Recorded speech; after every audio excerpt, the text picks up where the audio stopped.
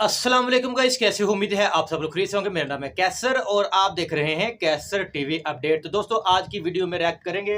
आज की जो वीडियो का टाइटल है, बेसिकली ये जो बहुत ही पाकिस्तान के बहुत ही मायानाज और मतलब इनका एनालिसिस बहुत अच्छा होता है और इन्होंने ट्रंप और नेतन्याहू के बारे में मतलब कोई एक एनालिसिस दिया है। देखते हैं ये वीडियो कैसी है। वीडियो की तरफ जाने से पहले आप दोस्तों से गुजारिश है, इस चैनल को सब्सक्राइब करके साथ ही बेल का बटन लाजमी प्रेस करें ताकि मेरी आने वाली हर नई वीडियो का नोटिफिकेशन आपको बाआसानी मिलता रहे। तो देखते हैं वीडियो।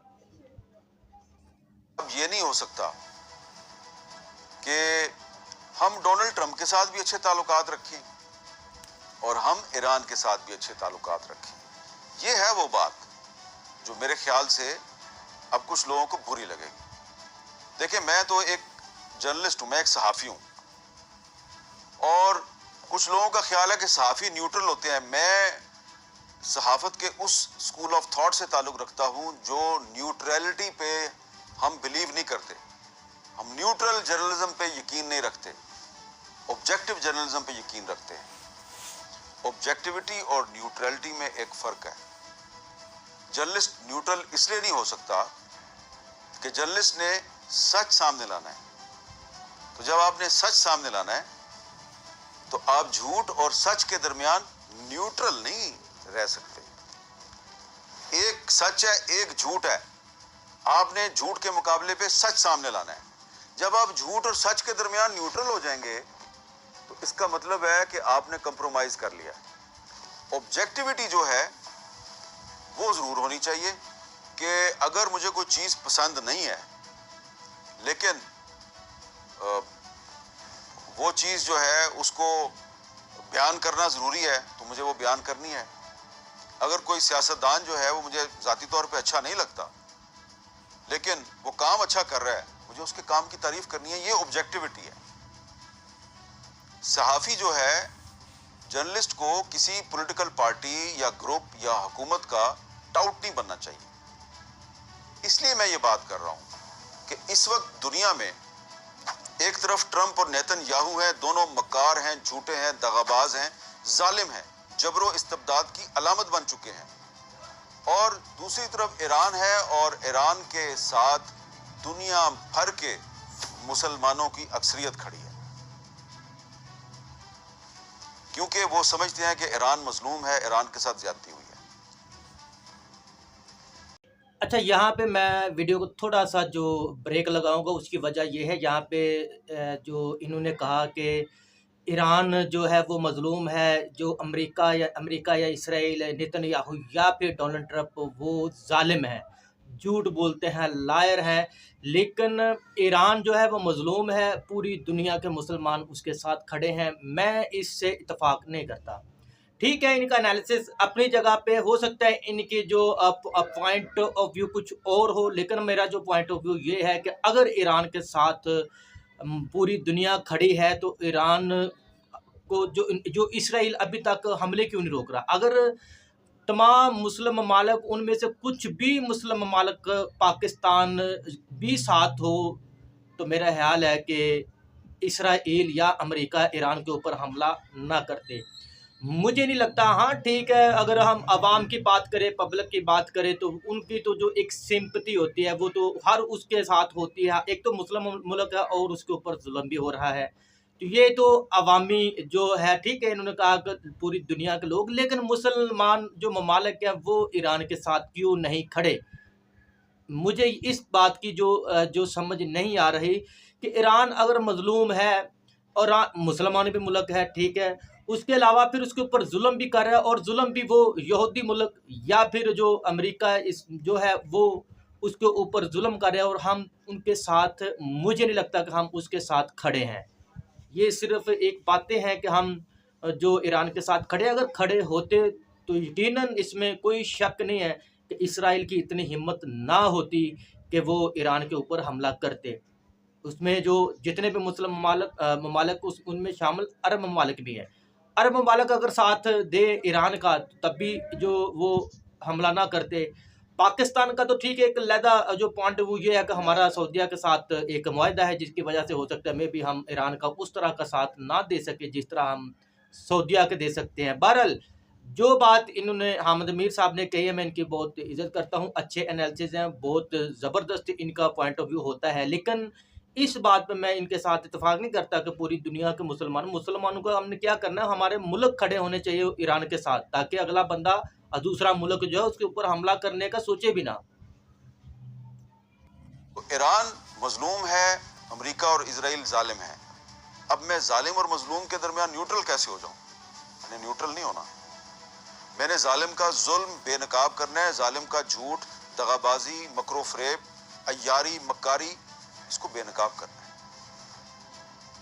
तो वो लोग जो ये कहते हैं कि जनाब देखिए ना, हमने तो कमाल कर दिया जी, ट्रंप भी हमारी तारीफ कर रहा है, ईरान भी हमारी तारीफ कर रहा है जी, सऊदी अरब भी हमारी तारीफ कर रहा है, हमने तो कमाल कर दिया। चलें, कमाल कर दिया आपने, लेकिन ऊपर एक अल्लाह ताला भी तो बैठा है ना।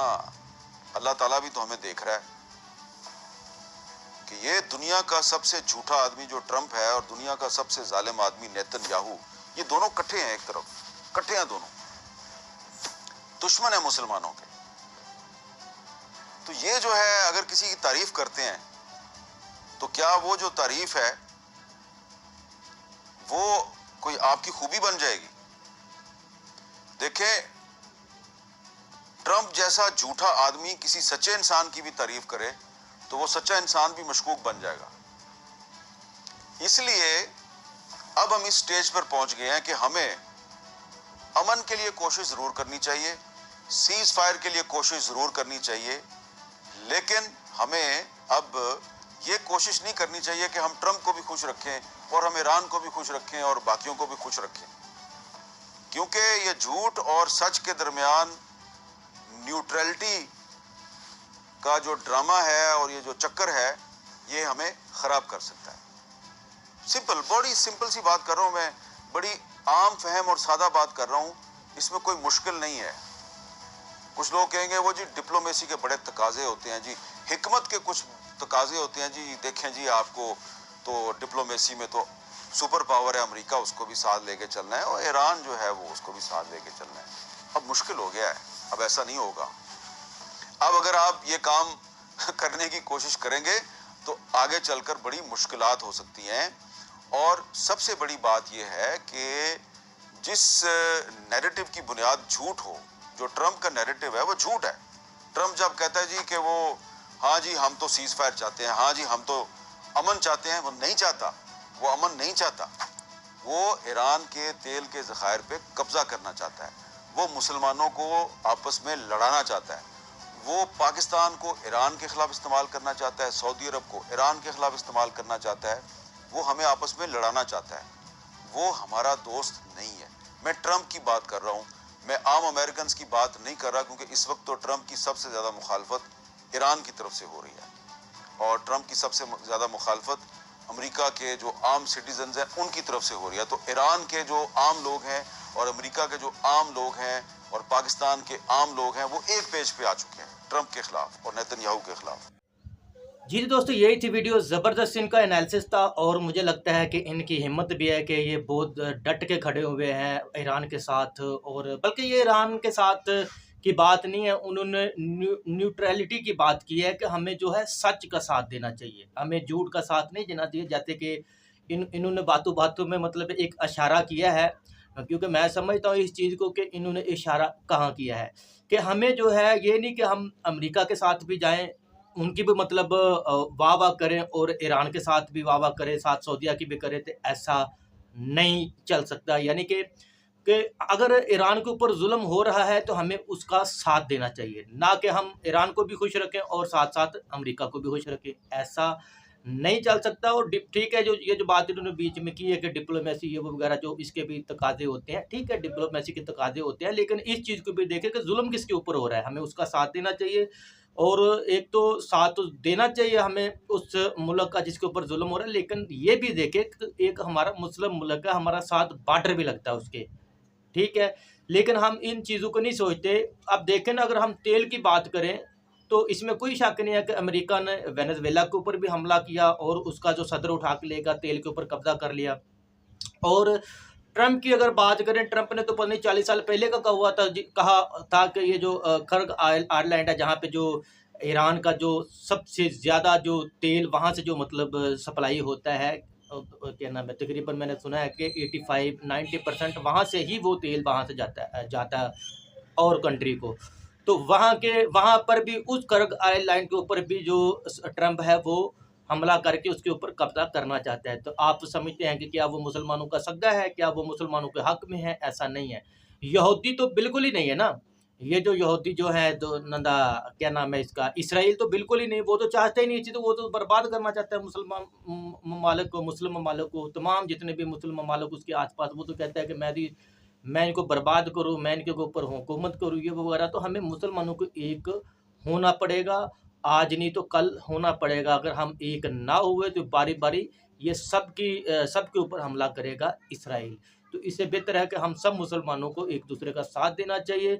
अगर हम एक होंगे तो हमारे ऊपर कोई भी हमला करने की कोशिश नहीं करेगा। इसमें आपकी क्या राय है? आप कमेंट सेक्शन में मुझे लाज़मी बताएँ। मैं मिलता हूँ अपनी अगली किसी वीडियो में, तब तक के लिए अल्लाह हाफ़िज़।